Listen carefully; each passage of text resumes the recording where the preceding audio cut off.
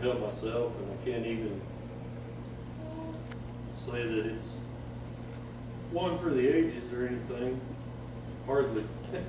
But I am going to do my sermon on Mother's, since it's Mother's Day. As we all know,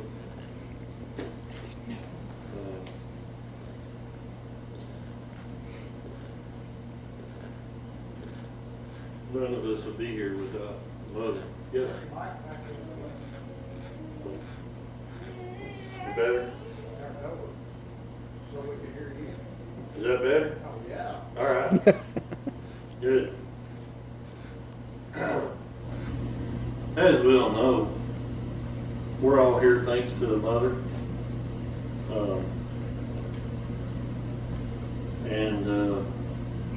I don't even mean just mother in the biological sense, it's necessarily a mother of the room, but a mother is as much of a spirit as anything. It's important.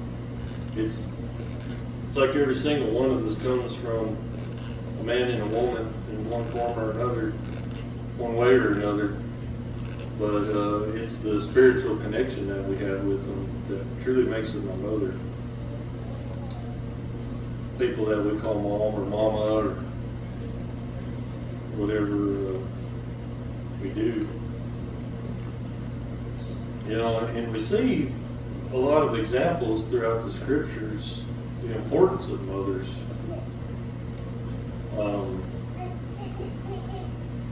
You go all the way back to, well, of course, you go all the way back to Eve. She was the first mother, giving birth to the first children that were born on the earth.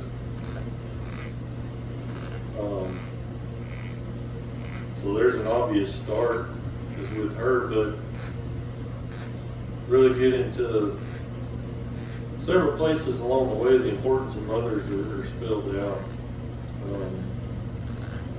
and they're important enough to be in the Ten Commandments even. You know, in the Ten Commandments, God tells us to honor our father and our mother. And the only thing that comes before those things is God Himself. He tells us not to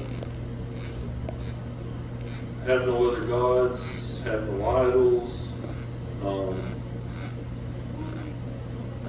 Well, let me just flip over there right quick. You know, don't have any false gods, don't have any idols, don't take His name in vain, remember the Sabbath. Those are the only things that comes before honor your father and mother. Honoring your father and your mother comes even before do not commit murder. Comes even before do not commit adultery, do not steal, do not bear false witness, and do not covet. That's how important honoring your mother was. You know, and talking about how important a mother in spirit is, what I found to be a great example of that is Ruth. You know, the story of Ruth is her mother-in-law came to live in Moab. She was a Moabitess. And her mother-in-law and father came there at one point to sojourn. And they had 2 sons. And the sons married a couple of Moabite women. They married Orpah and Ruth. Well, as time passed, the husband died.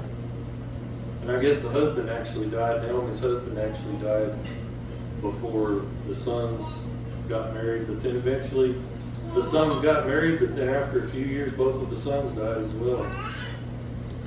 And so Naomi was going to go back home to the place where she was born and raised, I guess. And if you turn to Ruth chapter 1, starting in verse 12, she says, "Return, my daughters, go, for I am too old to have a husband. If I said I have hope, if I should even have a husband tonight, and also bear sons, would you therefore wait until they are grown? Would you therefore refrain from marrying? No, my daughters, it is harder for me than for you, for the land of the Lord has gone forth against me." They lifted up their voices and wept again. And Orpah kissed her mother-in-law, but Ruth clung to her. Then she said, "Behold, your sister-in-law has gone back to her people and her gods. Return after your sister-in-law." But Ruth said, "Do not urge me to leave you or turn back from following you. For where you go, I will go, and where you lodge, I will lodge. Your people shall be my people, and your God my God. Where you die, I will die, and there I will be buried. Thus may the Lord do to me and worse, if anything but death parts you and me." So that shows you how important, even though Naomi wasn't her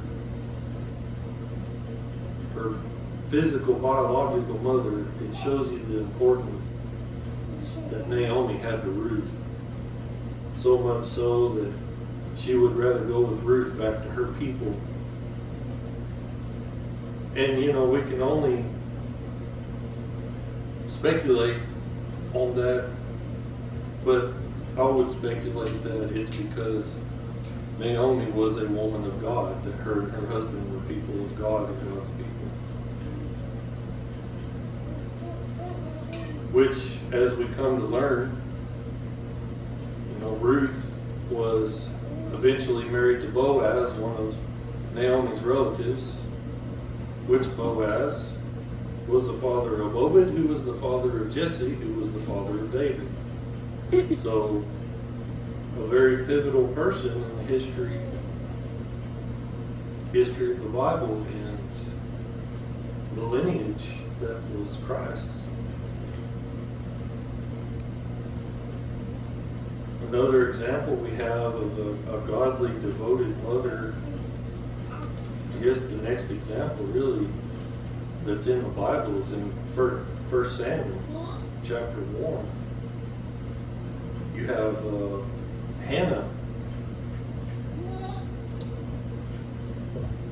which Hannah was the mother of Samuel the prophet, which, as we all know, Samuel is a very pivotal figure in the history of the Bible as well. Hannah was so dedicated to God that she promised her son to God's service, if she could only become a mother. As we see her say while she's praying in Samuel chapter 1, verse 11. Back to go a verse before that, in verse 10, she greatly distressed, prayed to the Lord and wept bitterly. Verse 11, she made a vow and said, "O Lord of hosts, if you will indeed look on the affliction of your maidservant, and remember me, and not forget your maidservant, but will give your maidservant a son, then I will give him to the Lord all the days of his life, and razors shall never come to his end." And as we know also, she did follow through with that promise. God remembered her and allowed her to conceive, and she gave birth to a son, named him Samuel. And we see that she followed through with that promise down in verse 24. Now when she had weaned him, she took him up with her, with a 3-year-old bull and 1 ephah of flour and a jug of wine, and brought him to the house of the Lord in Shiloh, although the child was young. Then they slaughtered the bull and brought the boy to Eli. She said, "O my Lord, as your soul lives, my Lord, I am the woman who stood here beside you, praying to the Lord. For this boy I prayed, and the Lord has given me my petition which I asked of him. So I have also dedicated him to the Lord. As long as he lives, he is dedicated to the Lord." And he worshiped the Lord there. And as we know, Samuel went on to be the man that God spoke through, the first one that God had spoken directly to in a long time. So much that when he was a child and God started speaking to him, that he thought Eli was calling him. And then Eli told him that God was the one speaking to him. And it goes from there. And Samuel anointed King Saul and eventually King David as well. But that was all part of his plan. It was all part of Hannah's petition to God and her willingness to give Samuel to God wholly. And then it was before all this time as well. You know, you have Sarah, Abraham's wife, who gave birth to Isaac, which Isaac was Jacob's father, and Jacob the father of all Israel. And an interesting thing, you know, is almost each of these women, it speaks of with Sarah, she was advanced in years, her and Abraham both. And of course God shows his glory through things like that, taking the least of people and the most unlikely of situations and making something fantastic come of it. Sarah giving birth to Isaac in her advanced years. And another example we have of this is actually in Luke chapter 1 with Elizabeth, who is the mother of John the Baptist.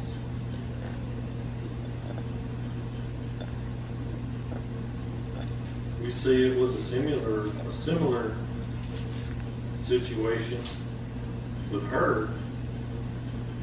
So you see in chapter 1 verse 7, but they had no child because Elizabeth was barren and they were both advanced in years. Yet as we see later in the chapter, Zacharias, Elizabeth's husband, was visited by an angel and was told that they would be having a son.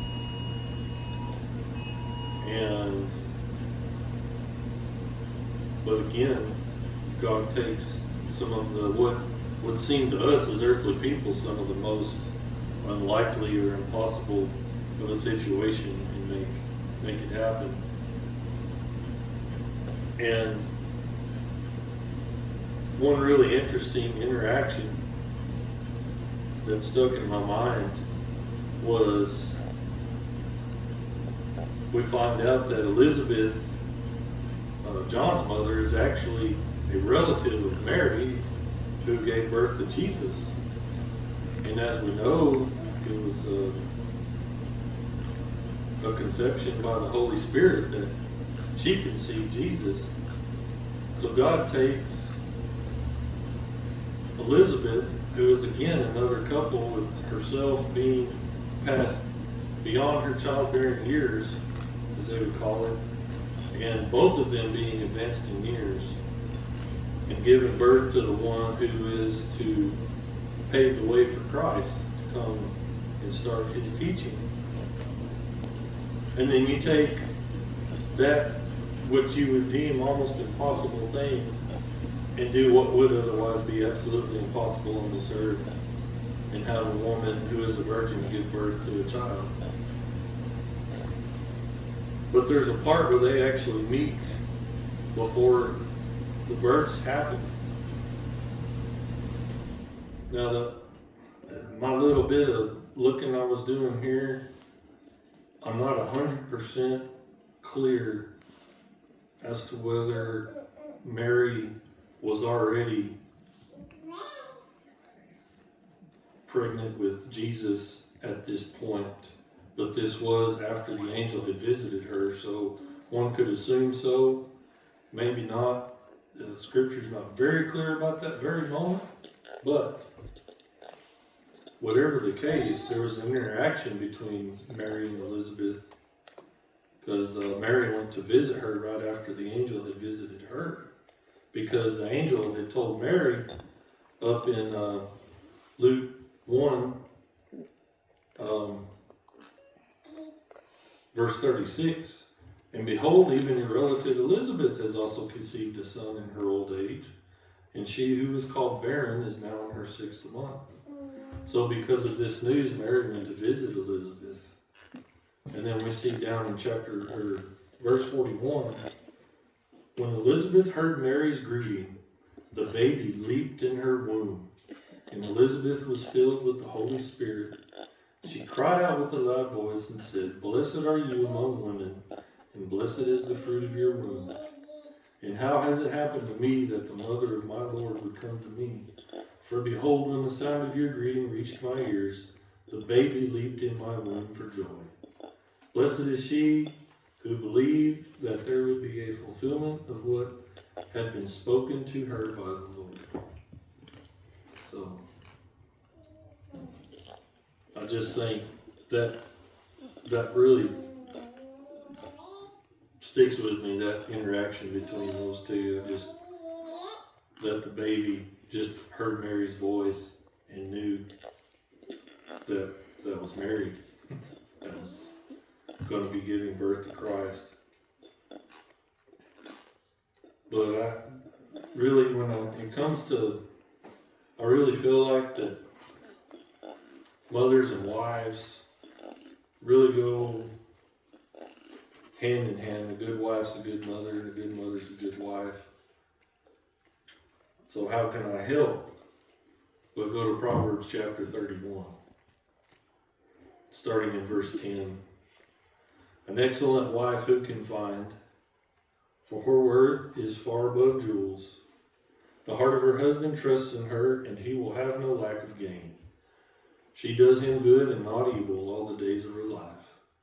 She looks for wool and flax and works with her hands in delight.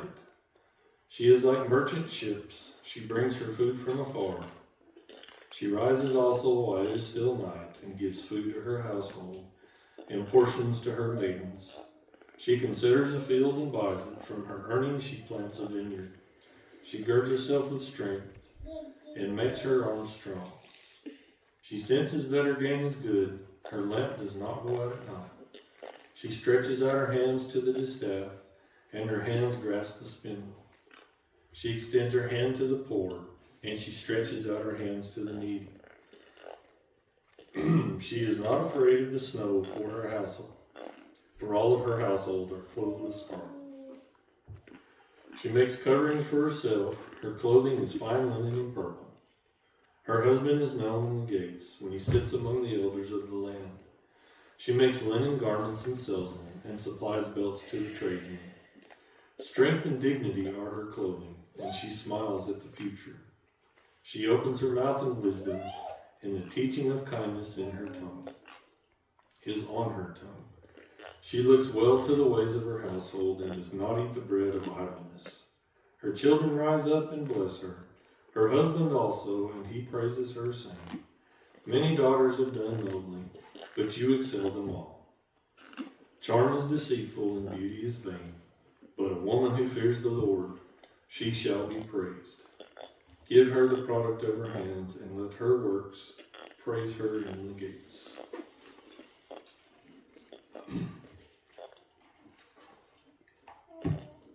So that, to me, that speaks for wives and mothers, that little passage right there. So for those of us that still have our mothers with us, we honor them by obeying them. And for those of us that they've passed on from this life, we honor them by remembering them. So anyway, if anybody has any needs to come forward for prayers for yourself or others, if you please do so as we stand and sing the song of invitation.